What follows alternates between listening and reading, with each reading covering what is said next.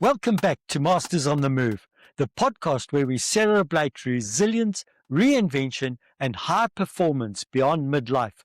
Today's guest is a man whose endurance journey began in 1988 during South Africa's isolation years, and it hasn't slowed down since.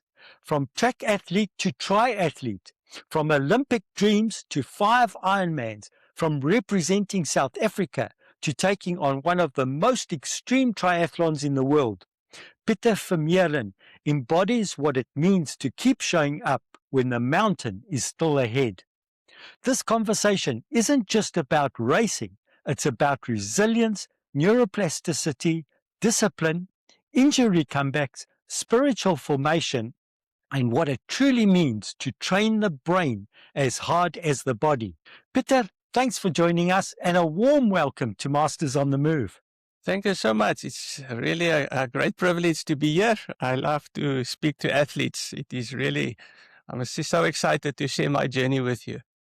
Take us back to 1988. What first pulled you into triathlon during South Africa's isolation years?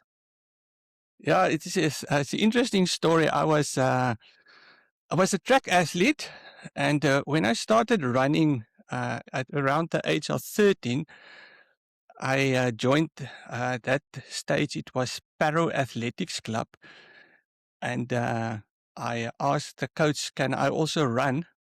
And he said, "But he will train me." It was a woman. She will train me, but with one condition, that I may not do any other sport in school and I may never play rugby.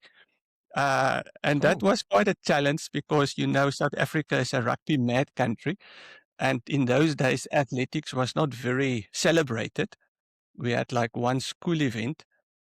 But I committed to this journey and started training and really, really enjoyed it. But, South Africa, the highest achievement we could have get is to go to the SA Champs. And beyond that, there's no competition. So you never know how good you are. And of course, being a young child, I didn't know anything a lot about the politics we grew up in. And then in one of our PT classes, our PT teacher, he showed us a video about triathlon.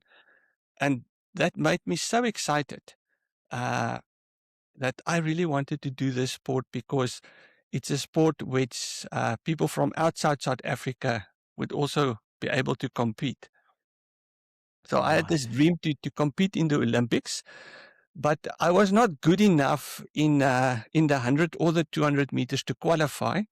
And of course, in those days, it was isolation years. So even if you qualify, you couldn't go. But then one of the coaches at our club said, "But why don't you do decathlon?" So decathlon is, of course, it is 10 events over 2 days. And it's much easier for an good athlete that is not very good in one sport to qualify. So just to update the listeners, if they do not know, it is a 100-meter dash, it is 110-meter hurdles, it is long jump, shot put, high jump, 400-meter run, it's discus, pole vault, javelin, and 1,500 meters running. And each one you get points. And you need to get points to qualify. And every year, only 24 athletes is selected around the world to compete. So I really had the dream to do this, and I started to do my qualifications. And I easily made everything except pole vault because there was no pole vault facilities. And for that, you had to go through to Stellenbosch. And eventually I got that. And then I realized, but even if I train hard, there's no ways for us to compete at the Olympics. And then I realized, but I'm not going to give this a go. I'd rather go for triathlon. And in those days, there was three triathlons in South Africa. And I secretly went to train for triathlon because my coach was very vigorous if I do any other sport. So I would cycle in the mornings, wake up at 5 o'clock, go for a bike ride. And then after school, I would ride to Belleville swimming pool and I would swim. Wow. And then from the swimming, I would go to the track and train. And then in the first triathlon, that was in Gordons Bay, I competed very well. I came 7th overall. And I just realized, but this is a nice sport. I can do this forever. So one of the big bonuses was this teacher that gave us PT. He didn't like me much because I didn't play rugby.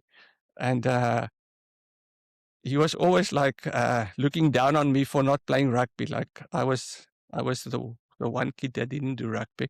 But in the first triathlon, I beat him, and that gave me such a satisfaction. And from then on, he had tremendous respect for me. And yeah, that is how I started with triathlon in Wow. 1988 as a Wow. junior athlete. Yeah. That is fantastic. So over 100 triathlons, 5 Ironmans, 6 half Ironmans. What kept you in the sport for decades rather than just seasons? Ah, that's a good question. There were seasons that I didn't compete in that, especially when my children was quite young. I've got 3 boys and a stepdaughter. So in the times when they were in school, of course you have to do the runs. You have to take them to school. So in those days, I couldn't really compete because your whole life is around the children. They do sports. But after they went to school, after they went to high school and they were more independent, I uh, entered back into triathlon, especially the longer distances, because it takes years and years to compete. So it, I just realized that it's a sport I really love. I was always doing cycling, either cycling or running or surfing or mountaineering. But my real love is for the triathlon. I mean, it's just such a nice vibe. Hmm. And because I've been in the sport for so long, I know the people that I used to compete with in the 80s. Uh, we are now celebrating our children competing and getting to the podium. So it's just a discipline a part of my daily discipline to do the sport. Fabulous. How has your relationship with competition changed from your early years to now as a masters athlete? Yeah, I think the moment you start winning, you get like addicted to that. Yes. That is the best motivation. When I never knew I was a good athlete in school, a track athlete, until I ran my first race and I came first. And that sense of I'm good at this, that is a motivation, but it will not keep you going. Because when you finished that early stage from being under 23 to being a senior, you really, really struggle because in that first years, you had juniors, seniors, veterans, and masters. It wasn't these age groups we were in now. So a veteran Right. was above 40. So between being a senior athlete, being aged between 25 and 40, I mean, that's a big age group difference, and you just cannot compete with these young guys except in cycling. I mean, you can ride in a bunch, and if you're wise, you can still beat them. But running is quite difficult, and even swimming, you can still compete. So for me, that competitive edge, but also I really, really enjoy doing this. For me, it's the best form of therapy. Going out on my bike, riding for a few hours, come back, and I just feel so refreshed. My mind being washed with all those hormones and stuff, and I just feel Yes. like on top of the world. So for me, it's something that makes me really feel well about myself, give me clarity of mind, and helps me feel young. Ah, I love what you're saying. Yeah. Peter, you qualified for the ICON XTRI in 2022, one of Yeah. the most extreme triathlons in the world. What does it take to just earn a spot in an event like that? Because, I mean, it's with a 3.8 kilometer swim, a 195 kilometer with a 5,000 meter elevation, on a bike, and then a 42.2 full marathon with 1,500 elevations. It really is an extreme triathlon. How do you qualify for something like that? Yeah, that's a real nice race. We were in Italy. We were skiing in Livigno, and then I saw an advertisement of this race. And of course, I've done a couple of Ironmans in South Africa. And I mean, going to PE every year for the Ironman, it gets like boring because it's the same condition, the same things. And then I realized, wow, I would love to do something like this in this environment. It is a night swim.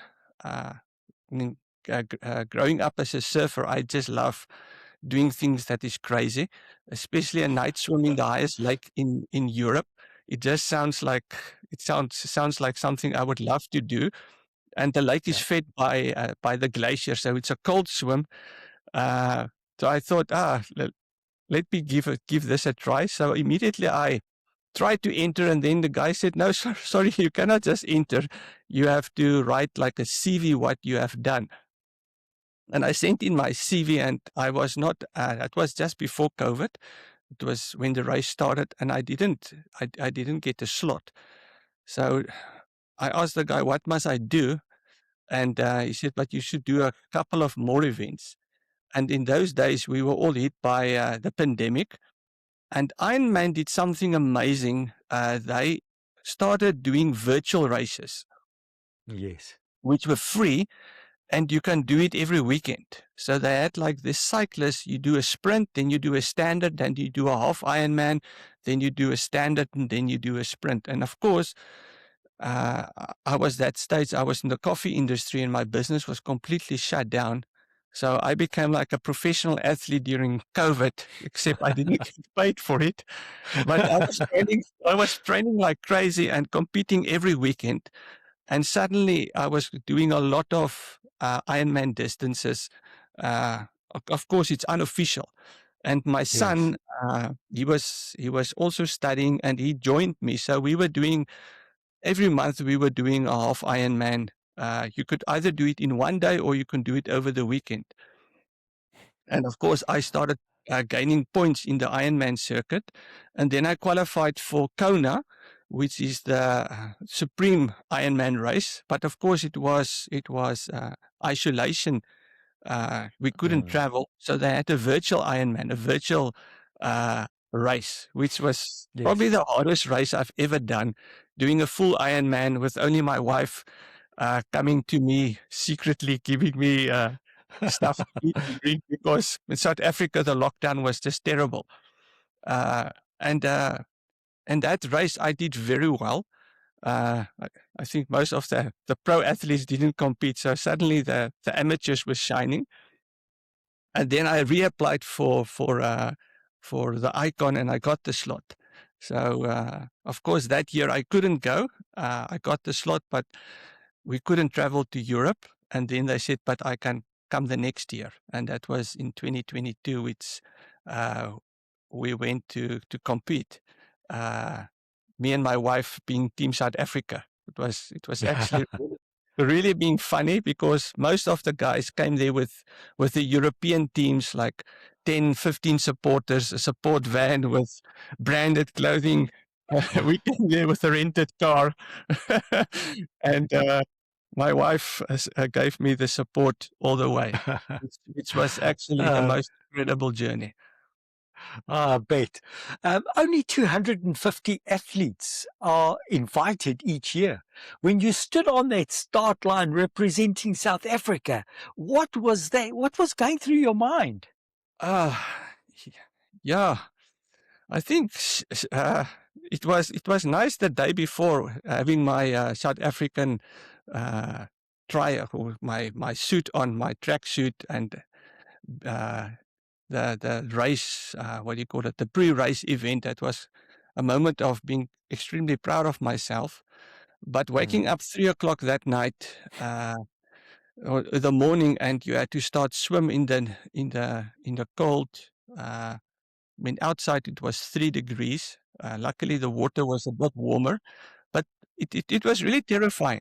I mean, swimming in the darkness with only lights, you reach a sense of terror that I've never experienced, and that is where I started already practicing mental clarity and understanding the importance of guided meditation to prepare yourself mentally for the race. It's a mental race. I mean, physically, it's not possible for a human being to finish the icon. It's just too much. But what went through my mind is, I just want to finish this race. I've trained very hard, 2 years to get the slot, and the one thing is, I just want to finish it. You narrowly missed the mountain cutoff and finished at the bottom of the field.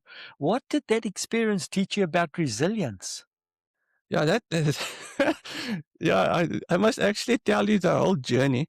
After the swim, I started cycling, and as I told you, that the temperature outside was 2 degrees, 2 or 3 degrees, and you start like almost 8 kilometers straight, and then you start climbing. And I didn't put on warm enough clothes because I reckoned when I started climbing, I will get warm.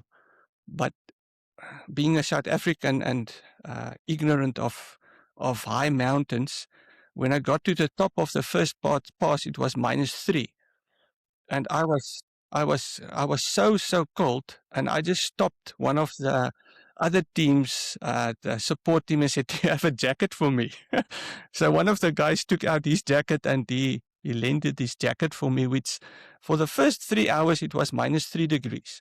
So going down those passes at extremely high speed when everything freezes. So when I finally finished my my cycle, and the 200 kilometers took me 12 hours to do. So you can just think of the type of event. The Ironman usually takes me 5.5 or just under 6 hours to do 180 k's.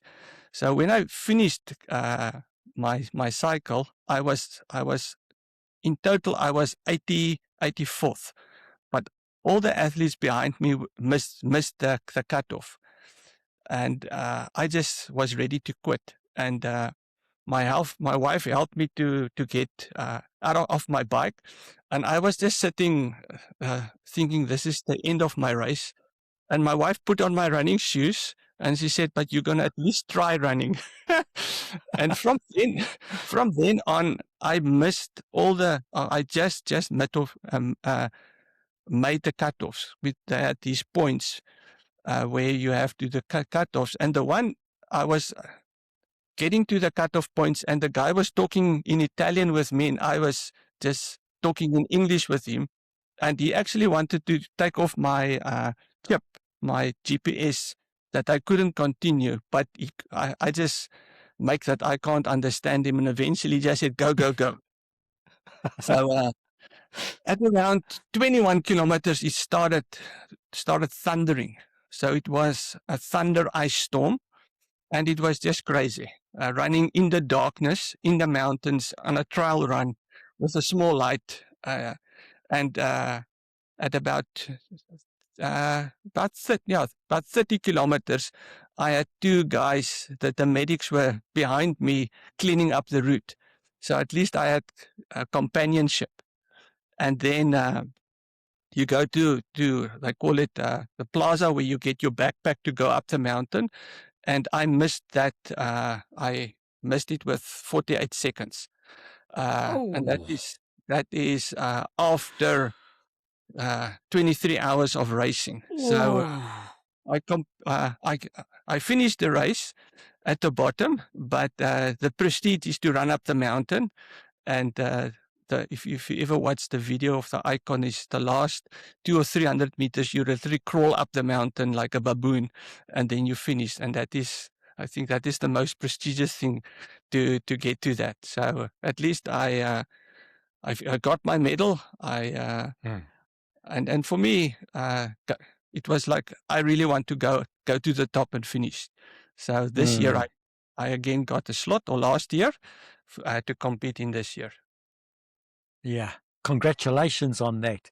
Yeah. So, how do you process disappointment when you've prepared for something at that level and then to miss it by such a narrow margin?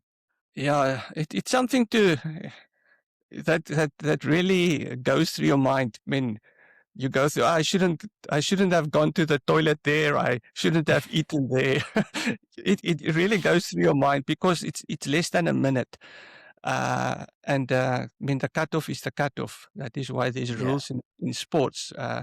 So Mm. it was quite daunting. At first, when you're so tired, you're just glad you're still alive. Mm. Uh, but a year after, 2 3 years later, said, but maybe I should go through this. So being an athlete, disappointment is part of it. So we had bad weather. I wasn't aware of the conditions. I never trained in the Alps. We don't have passes. I mean, average pass in the Alps is 10, 15 kilometers long. The Stelvio Pass is 21 kilometers long, 2,500 meters of climbing. So we don't have something to train in South Africa like that. So Mm. training better, and it's not a setback. It's just an opportunity to improve yourself. Mm. That's a great attitude to take. You've earned another entry for 2026, which you mentioned just a little while ago. What will you do differently, physically and mentally, this next time? I've spent a lot of time researching mental clarity, which I think we will talk later on about neuroplasticity and how do you prepare your Yes. brain to go through this. All endurance event eventually, after your body have reached its peak, you have to push yourself through that mentally. So I've spent a lot of time preparing myself mentally to become stronger mentally, more rigorously, and I spent a lot of time understanding my own gut and nutrition because in those long events, nutrition is one of the most important things, and I didn't get it right in that first one. Uh, as one of the reasons I became too tired, my gut failed. I couldn't take in any nutrition. Eventually, the only thing I could take in was honey and water, which was not good for sustaining your body over that long event. So, Mm. looking back, uh, well at the mistakes I made and improve on that. Great. You faced injury and setbacks along the way. What's the hardest part of injury for a competitive athlete? The physical limitation or the identity challenge?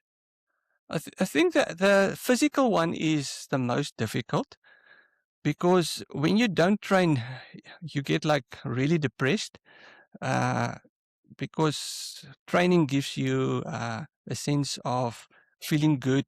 The health benefits and the mental benefits of training is just tremendous. The hormones your brain releases. So not being able to compete is really, really frustrating. And Mm. going into a gym and doing gym work, which is beneficial, but you limit to that. So I had an injury last year.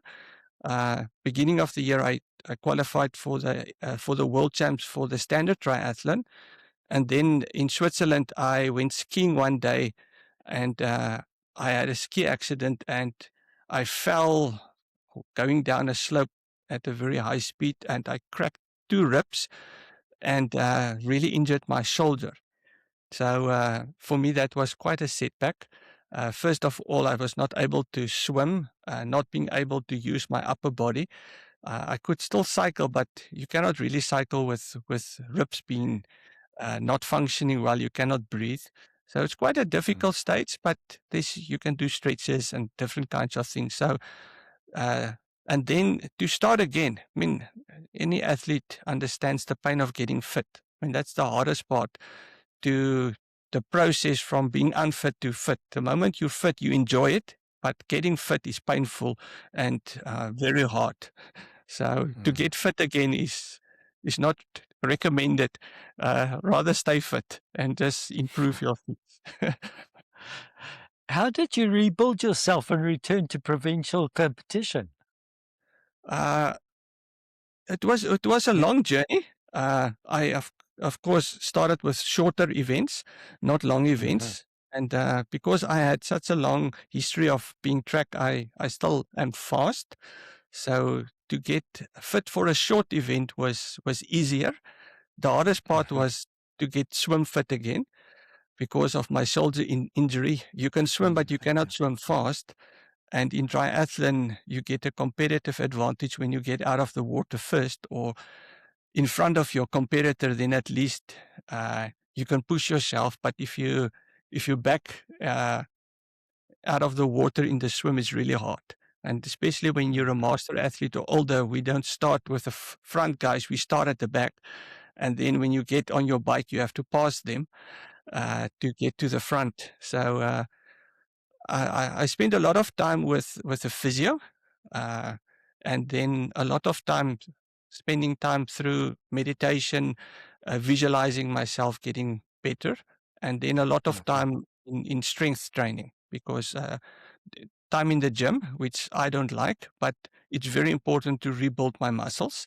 And I gained a lot of new muscles or rebuilding my muscles, which I now get the benefit for, which endurance athletes don't like really working in the gym. All right. Yes. So you're training smarter Yes. compared to maybe what you used to do in the younger days.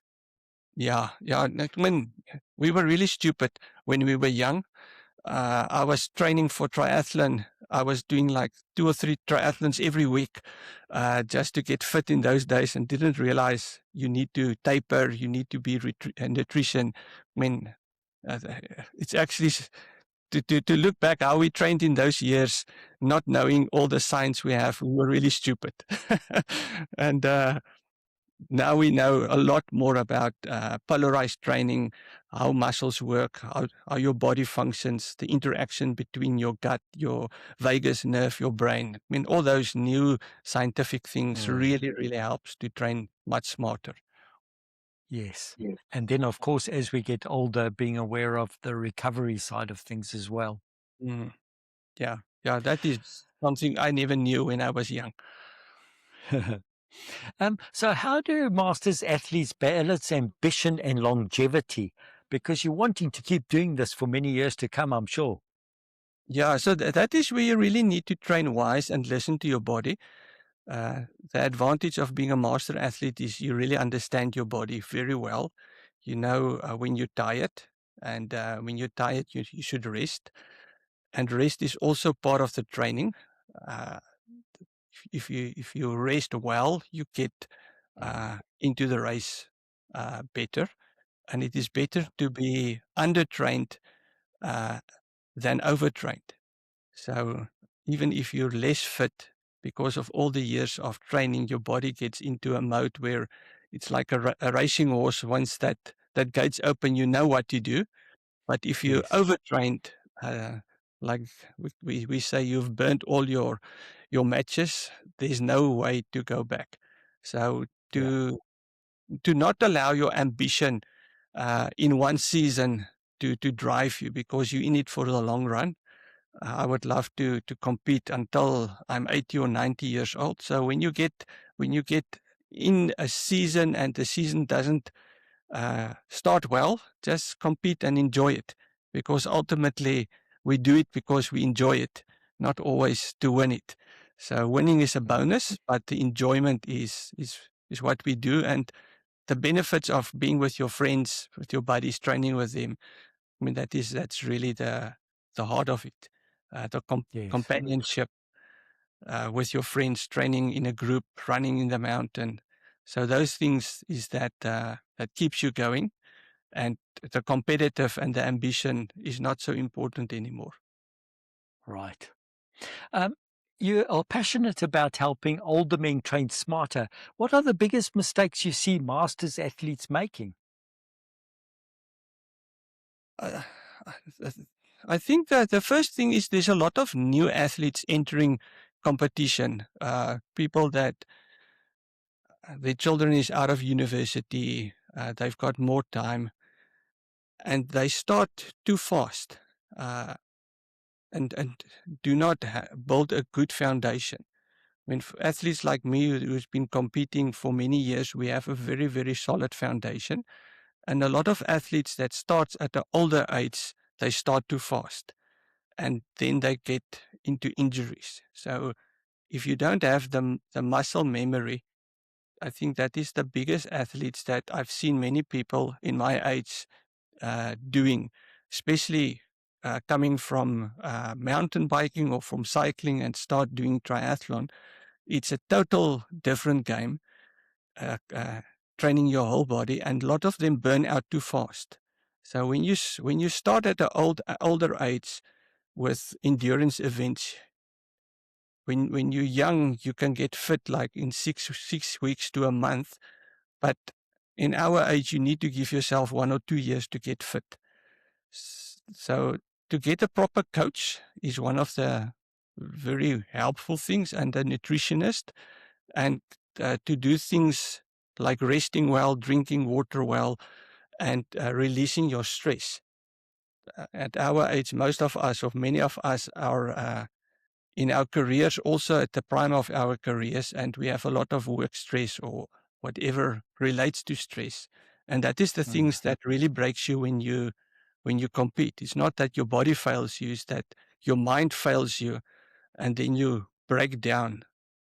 And the yeah. interaction between your private life, your household life, your nutrition, the interaction between your gut and your health, it's all those things are interactive. And if one of those Mm, components fall apart, you really get damaged very easily. So to have a holistic life out view and build a solid foundation, and to get the support mm, of your family, you really need the support at home uh, to, to to help you keep going. So to build that support system around you, physically, nutritionally, relationally, that is what keeps you going, and celebrate with your family what you are achieving.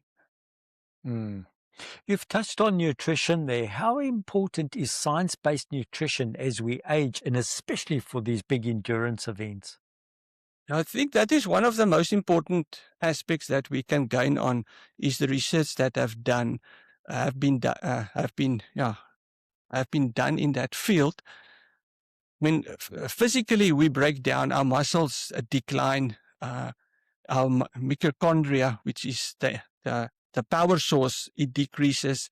Recovery becomes slower, and the struggle of inflammation is very real. So we recover longer, and we need to understand how we can improve that. So Mm, for an athlete in our age, it is important to take high quality protein. And South Africans, we're famous for our braaivleis. So to eat good protein, uh, and then also strategic carbohydrate timings. When there's a big move against gluten, to go gluten free and to get away from carbohydrates, but that is still the energy blocks. So to get good carbohydrate and uh, also what do you call it, post recovery performance drinks. And then, of course, anti inflammatory and antioxidants is very, very important in our diet. And we really need to understand that. So, to, to be able to have a strong body, you need to fuel it. And to understand that your body fuel is not the same than my body's fuel. There's a lot mm, of research. Every type of body is fueled differently, and we need to understand that. And then to understand functional nutrition, uh, like things like adaptogens, uh, things that support your immune system, Those things are very important to understand, and how to fuel your muscle constantly. And one of the ways that I've found that very helpful is the Nordic polarized training, which I will talk about a bit later. But also to train smarter, to train constantly, and not pushing your heart rate too high, but rather do long zone 1 or zone 2 rides, and then do the polarized opposite, where you do 1 or 2 intensive high volume or high intensity, low volume trainings. Yes. What natural performance strategies have made the biggest difference for you? Yes. So for me, the first thing is proper recovery. After I've trained, I refuel with a proper diet, and then to understand the metabolic flexibility between carbohydrates and fat. Uh, to understand the right fats to take, and then anti-inflammatory nutrition to really get those anti-inflammatory out of your brain. There's a lot of research on brain fog, things that get your brain not really clear, and then of course functional foods. And during COVID, I've experimented a lot with medicinal mushrooms like cordyceps, lion's mane, for natural performance. So a lot of research I've done in the field of mushrooms, and it is fuel for your brain. So we give our muscles fuel, but we don't give our brain that needs to drive those muscles fuel, and we don't feed our gut. So those are the areas that I've really spent a lot of time to understand gut health, because that is where the vitamins need to be absorbed, and then it needs to be taken to your Working muscles. working muscles. So something that's very important is to understand the conscious mind and the subconscious mind. And that is very relevant for us personally, but also because we have teenagers that is on devices, and they don't rebuild your subconscious mind. So your subconscious mind is your natural reaction. So we understand that when we start learning how to drive, we program our mind. I must push in the clutch. I must do this. And when you start driving, you're thinking the whole process. But none of us now think how I should drive. We just drive instinctively. So to get that instinctive programming into our system is for me is very important. So to program our subconscious mind, mushrooms really helps to build new neurological pathways. But with that, you need to understand how you program your subconscious mind. And I'm just going to, for the sake of people that don't do that regularly, just give them the 4 steps. The first one is repetitive living in repetition. You repeat things. When you remember, when we go to school, we were repeating these 3.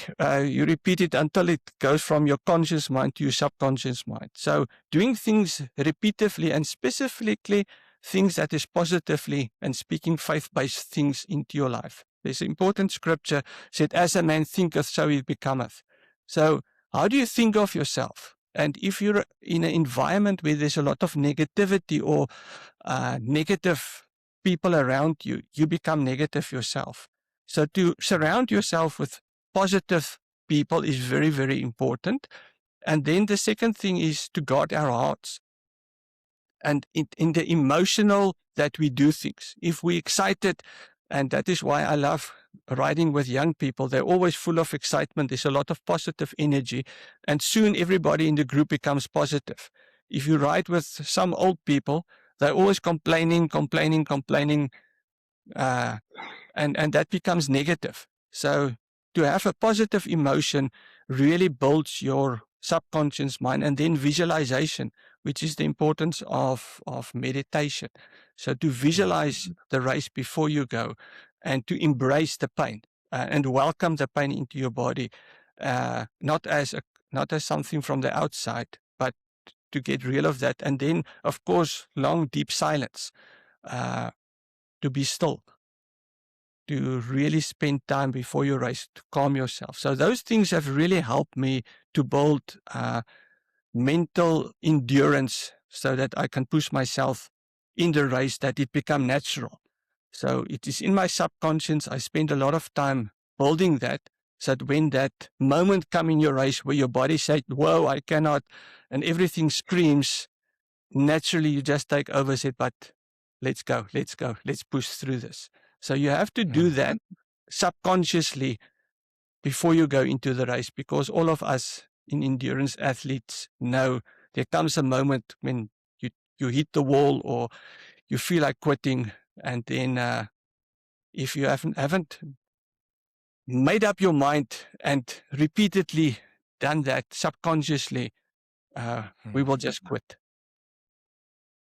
Yes, absolutely, especially in endurance sport. It's not, people spend so much time training the body and physiologically thinking about it, but forget about the mind, which is probably one of the biggest parts when it comes to these type of massive endurance events. If a 50-year-old athlete wants to extend their competitive years another decade, where should they focus first? What I found very helpful is the Nordic Polarized Training Program. Okay. It's building blocks where you do a lot of low intensity training. And that is what the biggest mistake I made when I was younger. Every time when you go for training, you want to push it because there's sense of achieving. You run fast, you push when you train.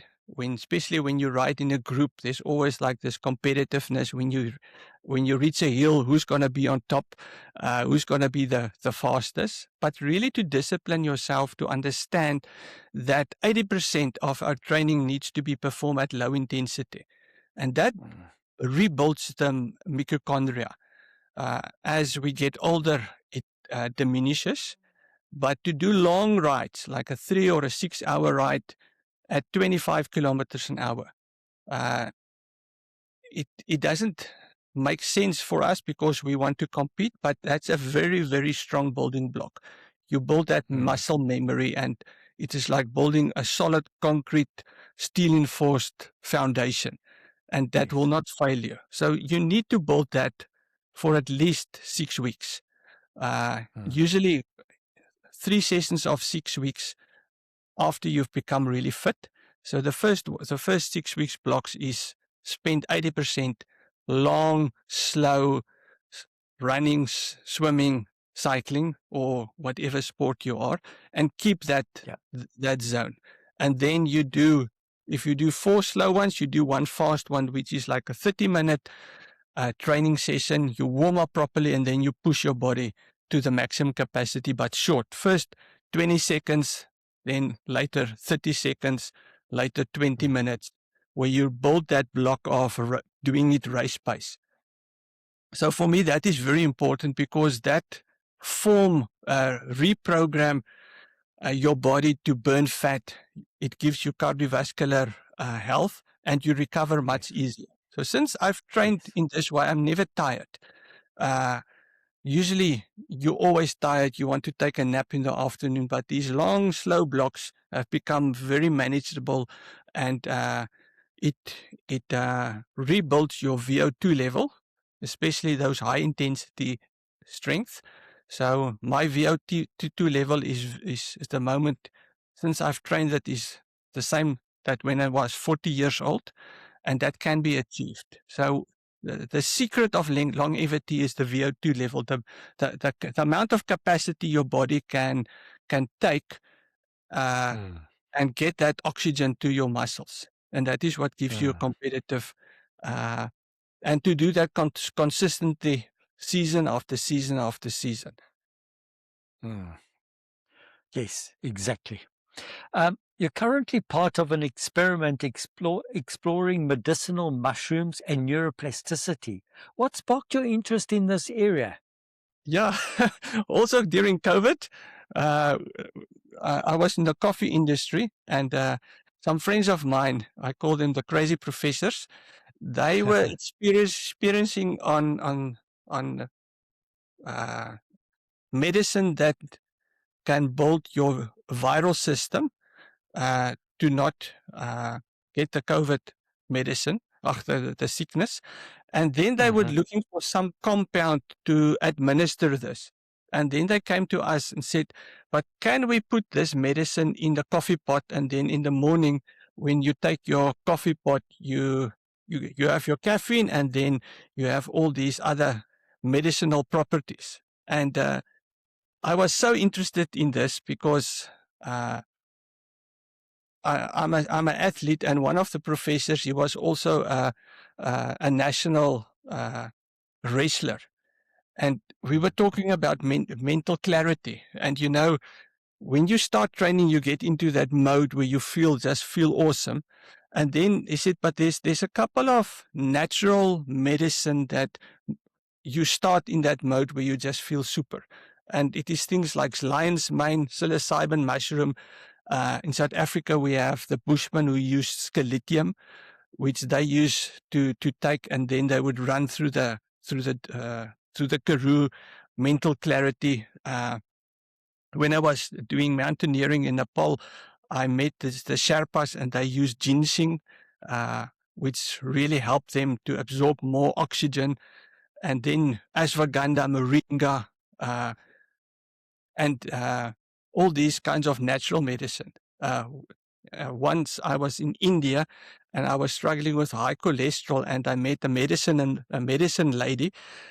She's been doing natural medicine for many years, and she gave me a formula that consists of turmeric, ginger, cinnamon, apple cider vinegar, and lemon juice. And I started using that, and my vessels cleanse. I've got no cholesterol. So I've combined all these things through the years to help myself to get that competitive edge. And I can still compete today with people 20 years younger than me by using these natural remedies that helps. You know, the most important thing, as I said about, is the neuroplasticity is the brain that creates new neurons. And, you know, the neurons is the fastest way which your brain react. It's like having an N1, 5 lanes, and now you have to create a footpath. Your brain wave is lazy. They always take the shortest cut. So with these natural remedies, you create new neural pathways while you train. So you push yourself through that pain by taking, for instance, medicinal mushrooms, and it creates new pathways faster. And it's a natural way. If you look at the compound of where mushroom grows, it grows under the earth. It's the way the trees talk to each other. It's very similar to our brain. I'm not a medical person, so I mustn't make statements. But for me, it helped. I started to become very clearer, especially during and after COVID. We had this brain fog problem, depression. And as I started doing this, I just felt awesome. It helps me feel good. And if you feel good, you can compete well. You can push yourself. So those things I've spent, I can say now 5 years of researching, and I was the experiment. I experimented on myself. And once at the moment I started using something, I just phoned one of these experts and said, what is the bad benefits of it? And I said, no, there's no bad benefits. It's natural. You cannot overdose with it, or some of this, you must not use more than this. Then I go for it. Fabulous. So why is fueling the brain just as important as fueling the muscles in endurance sport?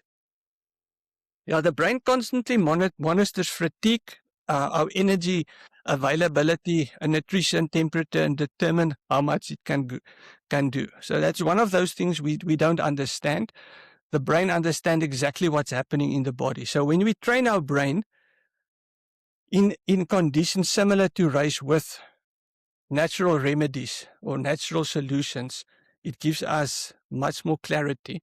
And the brain is like the handbrake. Sometimes we push our body and then the handbrake goes on. But if we train this way, the handbrakes comes on later. So the whole concept of mind over matter, is very important. You need to push through, but with the help, of course, with your heart monitor and listening to your body. When the last thing is you want to over rev your body and your heart backups. That's something you don't want to do. So you have to look at your VO2 levels, your consistency of your oxygen intake, and with all the smart watches we have, it usually takes up intelligence. With AI in it these days, it understands your training program, and then it will tell you so much time to recover. So listen to all the tools we have and use it wisely and attentively, and really train and listen to our brain. When you have a craving for something, what is the craving you want? Does your body want sugar? Don't go for sugar, go for honey. If your body needs salt, you've been depleted. So to listen to those things and rather fuel before you needs the fuel, because when you run out of fuel to get back on in a race is very difficult. So preventative fuel before you run out of fuel. How does cognitive resilience show up in long course racing?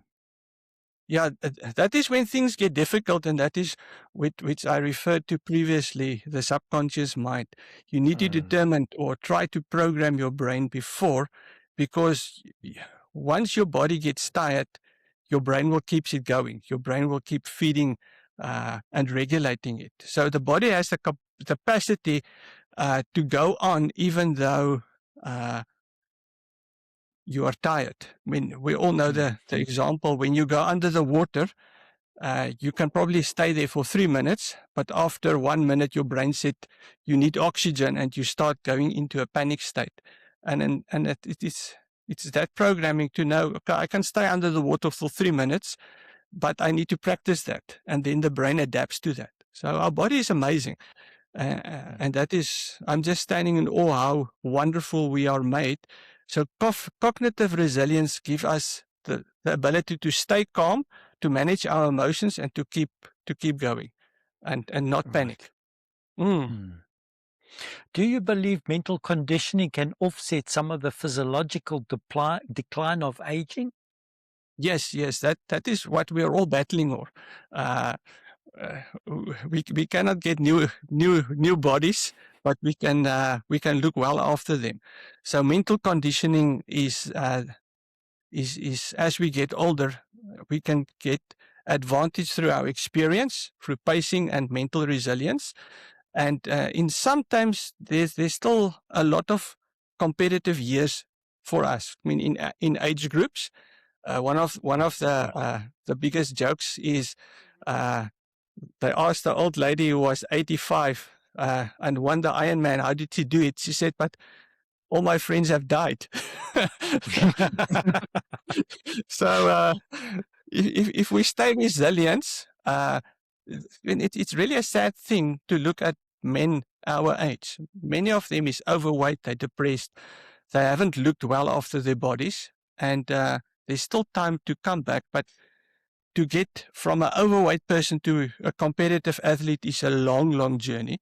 So for me to stay in that way is very important. And there's a lot of competitiveness still left. Just before COVID, I qualified in the 200 meters to go to the World Champs.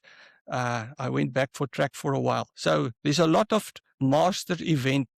There's a masters athletics. There's a lot of events for people that is older that can still give us that feeling of I can still go do it, even though I compete with people my same age.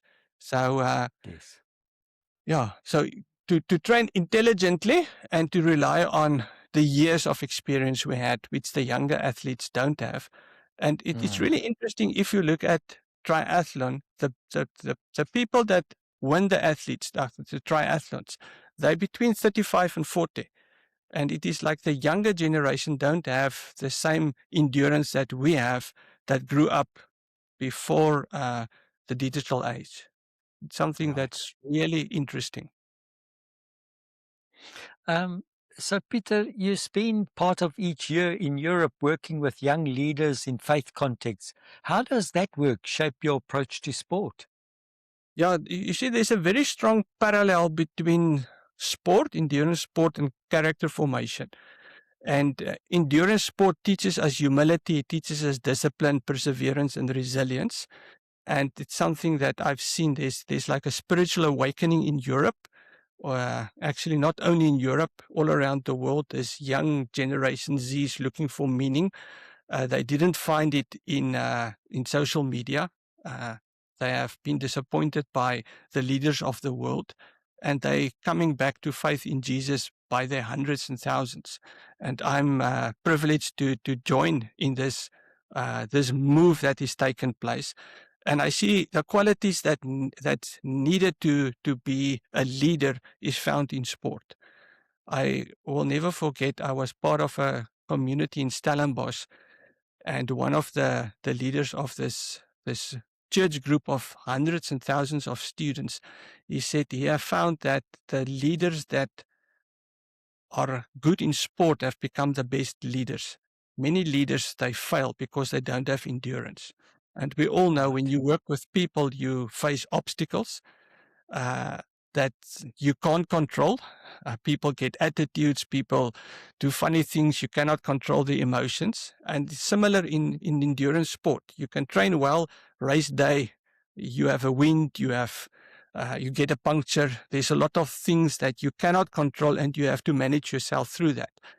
And in endurance sports, you learn how to cope with these things and use the same principles, and I apply to leadership, which is greatly needed in our time. We really need people that is strongly rooted in their faith. Faith is the values on which a community built, and we have seen the decay of values, and we see the chaos that goes with that.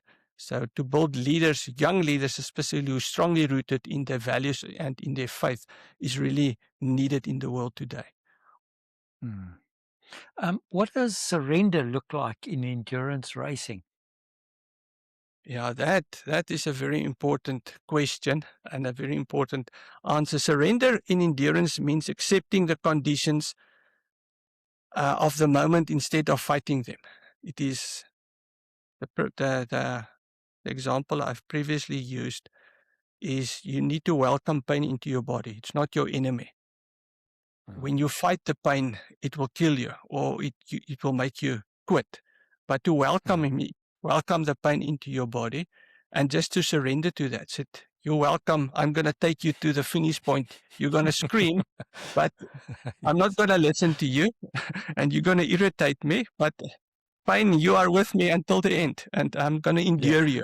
I'm going to tolerate you, but don't irritate me. So you cannot control the weather, the terrain, or the surroundings. And surrender is learning to work with the reality than fighting against it. So Right. to give yourself over, but not to Mm. quitting, but to pushing through. So athletes stop trying to force the outcomes, but instead use that as an Mm. advantage in your body. Yes. Don't succumb to it. Yeah. When the mountain still lies ahead in sport or life, how do you keep moving forward? Yeah. The mountain, you climb it step by step. You don't look at the peak. So focusing on the next step and not on the big picture, eventually you'll get to the top. So focusing on breath by breath, stride by stride, and the same principle applies to life. Progress really comes through giant leaps, but Mm. consistently moving forward. Mm. Yes. After nearly 4 decades in endurance sport, what do you now know that you wish you understood in 1988? Yeah, for me, the what which I wish I knew is to understand the holistic benefits of being fit spiritually and physically, and to understand the unity of the body, the role of the brain, the vagus nerve, the gut, the muscles. It all functions in a unity. And very important is the surrounding in which you are in, to surround yourself with positive people. So that is for me very, very much important, the people that you surround yourself with. If you're around toxic people or a toxic work environment or going through a stressful time in your life, it have a big impact on your body, it have an impact on your mental clarity, and that reflects in your sport. And for me, my faith is very important. I'm a believer in Jesus Christ, so my faith is part of my daily routine. That is my energy, the source of my energy, and the reason why I can give him the glory. So he has blessed me with a body, and for me, sport is an act of worship. I honor him with the body and honor the body that he's given me by competing in sport and just celebrating that. So for me, it is patience and long-term consistency. That are the things that that push you through. Right. Right. What Now, does mastery mean to you at this stage of life? Thank you for asking that. For me, the joy is to invest in the next generation of athletes. There is no greater joy to see young athletes coming in and really doing very well. For me, one of the greatest joys in my life was the first race my son he beat me in. We were doing up to about 45. I could still beat him, and then he was in his early 20s. And that first time we were running a half marathon, and he asked, "Can I go? Can I leave you behind?" That for me was extreme joy that he's much better than me. There's no ways I can stay up with him, but all these lessons that I've learned, I can now reinvest in him. So for me, it is not to prove anything that I can do, but to celebrate what younger athletes can earn, and to pass that on to them. Yes. For me, that is the greatest joy. And then also to live with an eternal perspective. I mean, we're all running a race. We're running an eternal race. Paul said, I have finished my race. I have run well. So for me, the ultimate is to finish my earthly race. And one day, my Lord and Savior say to me, well done, you've run well, you've endured the faith, you've completed your race. Fantastic. If you could leave masters athletes with one guiding principle, what would it be? Yeah, for me, the most beautiful story is the story of King David. I mean, we all know he came out of nowhere. He was a shepherd and he became a great king. And at the end of his life, he say four verses, which for me it sums up something that I would leave with people. First of all, he says, this is the story of David, the son of Jesse. So he accepted who he was. We all know when Samuel the prophet came to anoint the sons of Jesse, he wasn't invited. And there's quite a lot of stories that said he was an illegitimate son. And he made peace with where he came from. I mean, we all have a history. We all have made messes in our life. We've all made mistakes, but not to allow that to determine our destiny. I mean, make peace with your past and leave it. Don't take it with you. If you have baggage, drop it. Travel light. For me, that's very important. Then he said, the man who was raised on high. So despite where he came from, he was raised on high. So for us as athletes who can still run and compete today, it's really a blessing. We cannot overestimate it. A lot of people our age are sick. They cannot enjoy their out life. They've gone through many things. So to celebrate that, we are really blessed by God. God has really, really blessed us. And then David ended his life and he called himself the sweet psalmist of David, the sweet psalmist of Israel. He didn't celebrate, I was the great king, I was the giant slayer. He said, I'm a worshiper. And for me, that is the heart. The goal of my life is to worship God. And sport is part of that worshiping process. And always to keep that in mind, that the root of who I am, my identity is I'm a son of God. That is my identity. All the other things, I can lose my health, I can get sick for a race and not cause that to be my disappointment, not to build my identity in my achievement, but to build it in who I am and that I'm a redeemed son of the living God. Fantastic. Uh, Peter, thank you for sharing your incredible story with us. It has truly been inspiring. Thank you so much for having me. Peter's story reminds us that mastery isn't about podiums, it's about perseverance. It's about lining up again after disappointment. It's about refining the craft. It's about moving forward, especially when the summit still feels impossibly high. If you enjoyed this episode and want to hear more conversations that celebrate strong, resilient, thinking masters athletes, please take a moment to subscribe. When you subscribe, like and share the show. It genuinely helps the channel grow, reach more athletes, and continue producing thoughtful, high quality content for this community. We're building something meaningful here, and your support makes it possible. Until next time, keep moving.